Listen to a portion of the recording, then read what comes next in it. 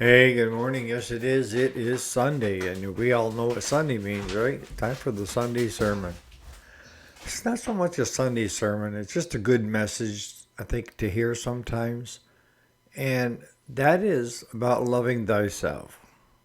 I know, this is really going to be a head scratcher, right? So stay tuned.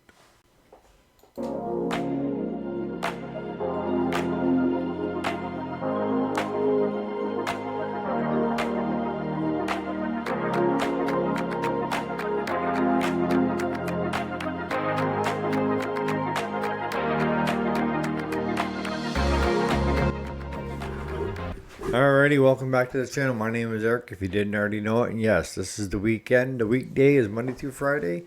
And then on the weekends, I go off the rail. And then on Sundays, it's usually the Sunday sermon. But I don't know if it's really a Sunday sermon. It's about loving yourself. I ran into a friend, and she sent me two pictures. She's younger. And the first one was her where she called out of shape. She looked beautiful. And then the second one she showed me, she said she's totally in shape and she looks like somebody from Ethiopia. And as I explained to her, you look fine in the first photograph. It, it doesn't matter how much you change the outside. If you haven't concentrated on the inside, it doesn't matter, does it? I mean, if you don't like yourself when you're heavy, you're not going to like yourself when you're thin. If you don't like yourself when you don't have money, you're not going to like yourself when you do. It's just that simple. And people say, well, how do you change that? Well, it starts at the core. And that is trying to find reasons why you should love yourself. It sounds easy, but it's not so easy, is it? Because we're going to be our own worst critic. We know everything that goes on with us, right? So it's hard to hide anything that is a failing. And I think that's one of the biggest things is people feel like they're going to fail at whatever they try. And they have the insecurities. And everybody has them, folks. If not, they're egotistical, narcissistic individuals. We all get anxious. We all get nervous about stuff that's new. Taking on a new job. If you're not a little anxious and nervous and so forth, I don't know what to tell you. But today is building up yourself. And for those of you that believe in God, it's a little easier, okay? Because God's going to help you a lot in that department if you open yourself up to Him. If you decide that you're going to do it alone without anybody's help, it's hard because you don't have any guidance.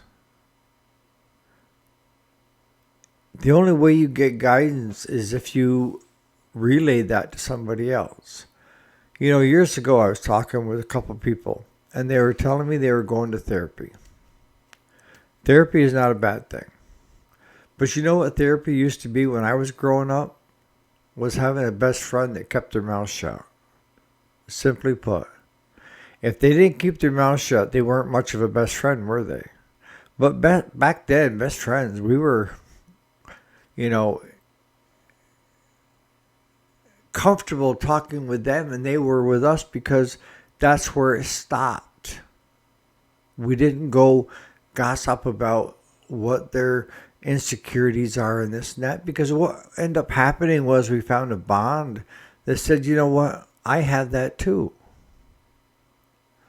That was a therapist. Now they're gazillion therapists, and I don't see where they're doing much good. What does God play in all of this? God loves you no matter what. No matter what you've done, what you did, who you are, and where you're going to be. He will always love you. That's like that parent and child. Me as a dad will always love my kids. I'm not going to say I will be happy with some of their choices and past choices, But as I explained it to them, don't ever think that my having an issue with certain parts of what you're doing means that I love you any less. Love isn't part of the equation. Take that right out. I'll always love you. But I may disagree on some of the life changes that you're doing. Simply put. And that's okay. I'll voice my things if I think it's worthwhile. If not, I'll keep it to myself. To each their own, right? So God looks at us like a child. And He only wants the best for you. So how do we change what's on the inside versus the outside? See, the one thing you're going to learn when you get to be old like us is, you remember those six-pack abs that now turn into a pot-belly pig's belly when you get up into the years? Yeah. It goes from up here and then everything sags down. That's gravity. But we're going to change. Or we're not going to look young. We're not going to look youthful. And my feeling always has been, grow old with, what's the right word? I'm not good with words. You guys probably already know it. Gracefully. There's nothing wrong with getting older. You know, we just change our lifestyles, right? The things that we thought meant a lot at a certain point in time ended up not meaning that much, did it?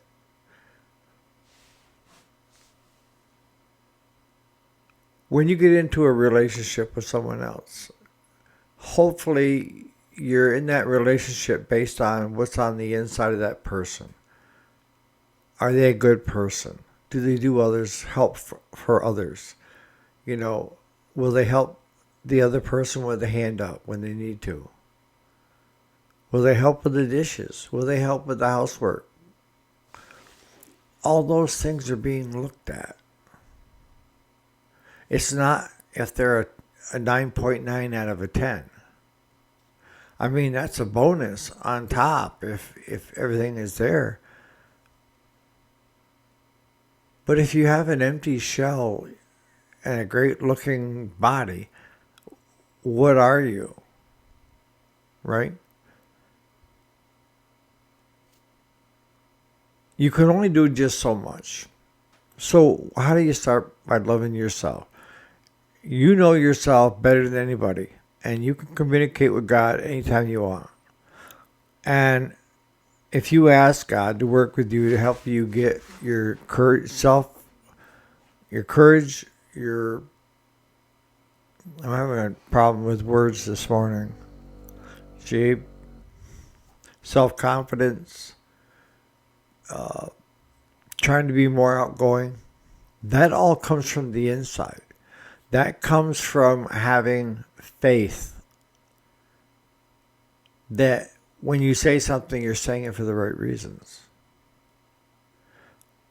We say a lot of bad words to other people, even our friends, when we have disagreements, right?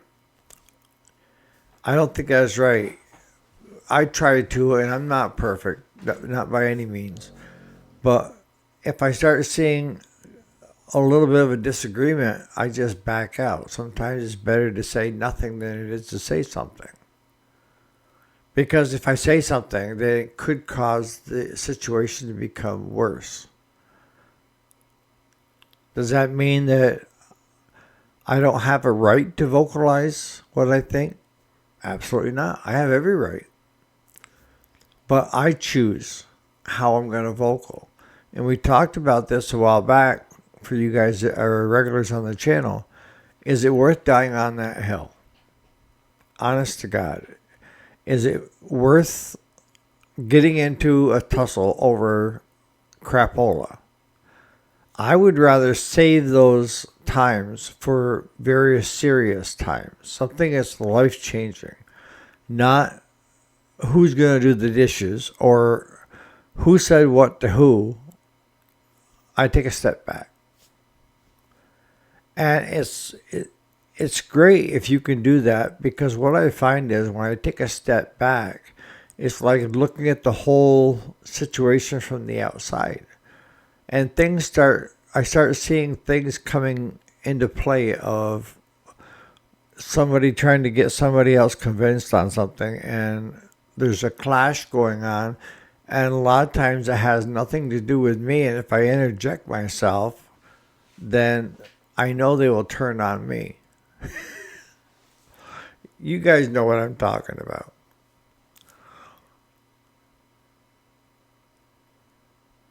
Loving yourself can either be the easiest thing you ever do or the hardest thing you ever do. There's an oxymoron in it. If you have God in your corner, it's going to be one of the easiest things to do. Because He accepts you for you. All your flaws, all your imperfections, for you. If you don't have God, who do you have? You're left to your own devices, aren't you? And you don't have that feeling like somebody loves you unconditionally, do you? Maybe your parents. But even they can't love you as much as God can. If I have a choice of going this path and having someone keeping a lookout and helping me along the way, or going this path alone and hoping for the best, I'm going to go with path A, and that's with God involved, versus path B with my own intuition and what have you, which is not that great, will put me into a royal catastrophe. Guaranteed. If left to my own devices, I could get into some serious trouble. I'm not trying to convince you to believe in God. I'm not. I don't believe in pushing religion onto somebody else. I do believe that at times I feel like I need to bring it up so that for those of you that may be on the fence that are wondering what's so great about religion and about God, you're hearing it from a different side of the fence. And that's, I don't go to church. I don't donate to the church because God doesn't need my money. I talk to God all the time. He saved my ass from cancer, car accidents, open heart surgery. I mean, the list goes on. You know, I'm not saying I'm chosen, but for some reason, He doesn't want me up there this quick. Maybe it's because I talk too much.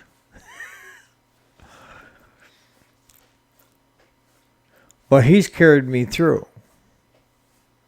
And I don't think I would have come through any of those if I felt like I was on my own with it.